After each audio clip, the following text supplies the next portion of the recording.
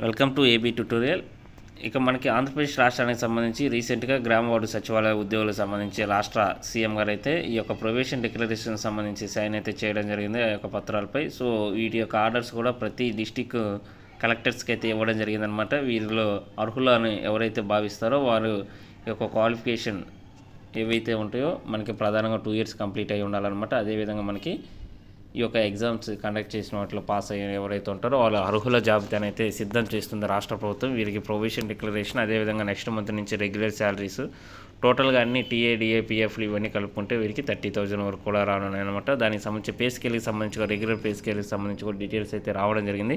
అయితే ఇక్కడ మనకి చూసుకున్నట్లే ఒక చిన్న అప్డేట్ అయితే రావడం జరిగింది. చిరుద్యోగికి సర్కార్ చులకంటూ ఒక్కో సచివాలయ కార్యదర్శికి 1,75,000 మేరకు ఎగవేతంటూ ఇక్కడ రావడం జరిగిందనమాట. సో అయితే ఇక్కడ చూసినట్లయితే మనకి ప్రధానంగా కొన్ని ఉద్యోగాలు అయితే తేడా ఉందన్నమాట. జూనియర్ అసిస్టెంట్ కన్నా తక్కువ ఉన్న రికార్డ్ అసిస్టెంట్ క్యాడర్ ఇచ్చి సరిపెట్టింది. సకాలంలో ప్రొబేషన్ ప్రకటించకపోవడం, 8 నెలల తర్వాత రెగ్యులరైజేషన్ చేయడం, ప్రొబేషన్ ప్రకటించేలోపు ఉద్యోగ పీఎఫ్ చెల్లించకపోవడం తదితర కారణాలతో ఒక్కో సచివాలయ ఉద్యోగికి 1.75 lakhs నష్టపోయారంటూ ఇక్కడ మనకి రావడం జరిగిందనమాట. సో గ్రామ వార్డు సచివాలయ ఉద్యోగుల రాష్ట్ర ప్రభుత్వం గత ఏడాది October 2 నాటికి రెగ్యులేట్ చేయాల్సి ఉందన్నమాట. అయితే దీన్ని వాయిదా వేస్తూ ప్రజెంట్ అయితే ఈ యొక్క రెగ్యులేట్ చేయడానికి 8 నెలల కాలం పట్టిందనమాట. అదేవిధంగా క్రమబద్ధీకరణ తర్వాత సచివాలయ ఉద్యోగ బేసిక్ పే 22,460గా నిర్ణయించారనమాట. దీని ప్రకారం మొత్తంగా ఒక్క ఉద్యోగికి నెలకు సుమారు 30,000 వేతనం అయితే వస్తుంది, అది మనం చెప్పిందనమాట.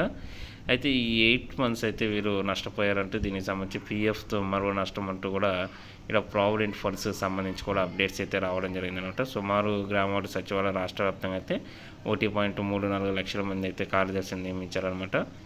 ఇంకా ఈ యొక్క 12% పీఎఫ్ కోసం ప్రభుత్వం ఆయా ఉద్యోగుల పీఎఫ్ ఖాతాలో జమ చేయాలి. ఇన్సూరెన్స్ 75 పెన్షన్స్ అని వివిధ రకాల చొప్పున మొత్తం అయితే ఇక్కడ రకరకాలుగా ఇవ్వడం జరిగిందనమాట మనకి. ఇక మనకి ఈ యొక్క డిఎస్సికి సంబంధించి మనకి ప్రధానంగా రాష్ట్ర ప్రభుత్వం అయితే ఒక గుడ్ న్యూస్ అయితే చెప్పడం జరిగింది. ఎప్పటి నుంచో వెయిట్ చేస్తున్న 1998 డిఎస్సి అభ్యర్థులకు సంబంధించి రాష్ట్ర ప్రభుత్వం అయితే ఒక గుడ్ న్యూస్ అయితే చెప్పడం జరిగింది. రాష్ట్ర సీఎం గారు అయితే దీనికి సంబంధించిన ఫైల్పై అయితే సైన్స్ చేసి ఎవరైతే అర్హుల జాబితా ఉన్నారో వాళ్ళకి త్వరగా అపాయింట్మెంట్ ఆర్డర్ ఇచ్చి ఉద్యోగాలు ఇవ్వాలంటూ కూడా కోరడం జరిగిందనమాట. అయితే ఎప్పటి నుంచో వెయిట్ చేస్తున్నారు, దీనికి సంబంధించి ఇప్పుడు వచ్చిందనమాట అప్డేట్స్ మనకి. అయితే రాష్ట్ర ప్రభుత్వం తీసుకున్నటువంటి ఒక నిర్ణయాత్మక డెసిషన్స్లో ఒక గొప్ప నిర్ణయం అని చెప్పవచ్చు. ఎందుకంటే ఎప్పటి నుంచో వీరికి జస్టిస్ కోసం పోరాడుతున్నారనమాట ఈ యొక్క డిఎస్సి అభ్యర్థులు.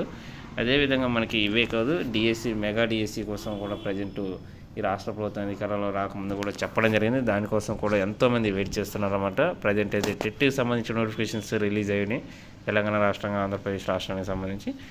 మనకి డిఎస్సి కూడా వెయిట్ చేస్తున్నారు ఎప్పటి నుంచో మెగా డిఎస్సికి సంబంధించి. వీటి గురించి ఎప్పుడు అప్డేట్స్ వచ్చినా మీరు అన్నిటికీ చాలా క్లియర్గా వివరించడం జరుగుతుందన్నమాట.